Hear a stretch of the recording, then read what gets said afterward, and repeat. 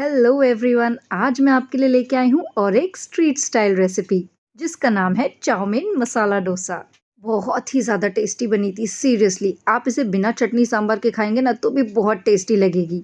तो सबसे पहले हम शुरू करते हैं चाउमीन बनाने के साथ। मैंने ले लिया है 3 कप पानी और हम इसे अब बॉईल करने वाले हैं। जब तक ये बॉईल हो रहा है उसमें हम ऐड कर देंगे 1 चम्मच तेल और हल्का सा नमक।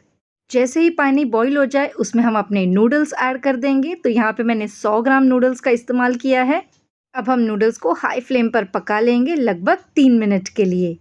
अगर यहाँ पे हमारे नूडल्स बहुत ज़्यादा पक गए तो वो एकदम मशी हो जाएंगे और फिर खाने में वो टेस्ट नहीं आ पाएगा।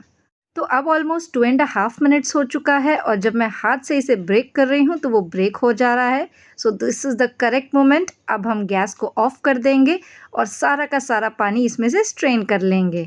जैसे ही पूरा पानी इसमें से अलग हो जाए इसे हम ठंडे पानी से अच्छे से धो लेंगे। तो यहाँ पे मैंने 2 बार इसे धो लिया है अच्छे से ठंडा पानी से और वो जो पानी है उसे भी स्ट्रेन कर लिया है। अब इस नूडल्स में हम हल्का सा तेल लगा लेंगे, लगभग 1 बड़ा चम्मच, और मिक्स करके इसे साइड में रख लेंगे। तो अगर आपके घर पे कोई पार्टी है, आप नूडल्स सर्व करना चाहते हैं तो ऐसे टाइम पे आप नूडल्स को पहले से ही बॉईल करके उसमें ऑयल लगा के साइड में रख सकते हैं। उसके बाद बस वेजीज और सॉसेस से स्टर फ्राई कीजिए और नूडल्स रेडी हो जाएगा। अब हम जितनी भी कुकिंग करने वाले हैं वो हाई फ्लेम पर होगी, तो इसलिए मैंने 2 बड़ा चम्मच तेल गरम कर लिया है। उसमें डालेंगे लहसुन कटा हुआ और हरी मिर्च। अब जो हमारा लहसुन है वो हल्का सा ब्राउन हो गया है तो इसमें हम वेजिटेबल्स ऐड करेंगे।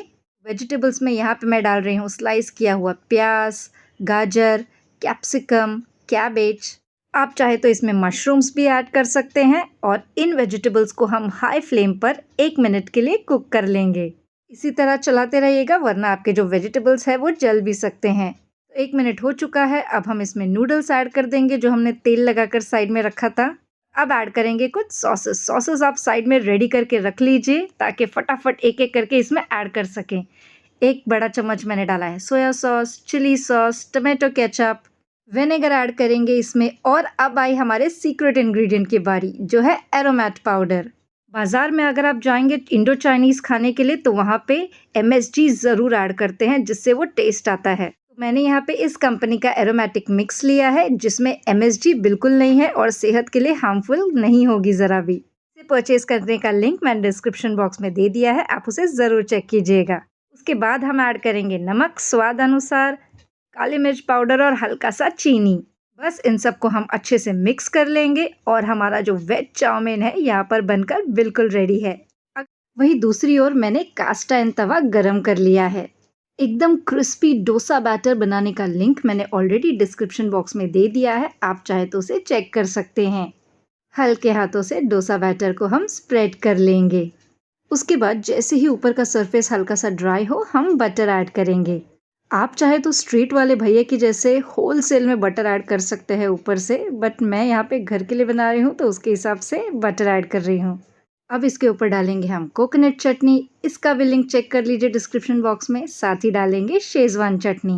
इन दोनों को अच्छे से स्प्रेड कर लीजिए। अब हम इसके ऊपर ऐड करेंगे आलू मसाला। इसका भी रेसिपी का लिंक मैंने दे दिया है डिस्क्रिप्शन बॉक्स में। वैसे ये तो सबको आता ही होगा बनाना, लेकिन अगर चेक करना है तो आप देख सकते हैं। आलू मसाला स्प्रेड करने के बाद ऊपर से हम रख देंगे हमारा चाउमीन और फाइनली हमारे डिश को कंप्लीट करेंगे ग्रेटेड चीज़ के साथ। गैस का फ्लेम यहाँ पे मैंने लो रखा है वरना हमारा जो डोसा है वो नीचे से जल सकता है। थोड़ा सा कटा हुआ हरा धनिया डाल देंगे ऊपर से। बस अब इसे फोल्ड कीजिए, कट कीजिए और सर्व कीजिए। अगर आप आलू मसाला नहीं डालना चाहते हैं या फिर बनाने में आपको बहुत बोर हो रहा है तो फिर उसे अवॉइड भी कर सकते हैं। सिर्फ कोकोनट चटनी, शेजवान चटनी और हमारा चाउमीन, उसके साथ भी टेस्ट बहुत अच्छा लगेगा। मैं यहाँ पे सर्व कर रही हूँ कोकोनट चटनी के साथ और इंस्टेंट सांबार के साथ। इस सांबार को मैंने बनाया है 10 मिनट के अंदर और इसकी रेसिपी भी मैं बहुत ही जल्द शेयर कर दूँगी। तो आप भी इसे ट्राई कीजिए और अच्छा लगे तो लाइक कीजिए, शेयर कीजिए और सब्सक्राइब कीजिए। साथ ही बेल आइकन को क्लिक करना भूलिएगा नहीं ताकि मेरे सारे वीडियो की नोटिफिकेशंस आप तक सबसे पहले पहुँचे। वीडियो देखने के लिए thank you very much. Keep watching.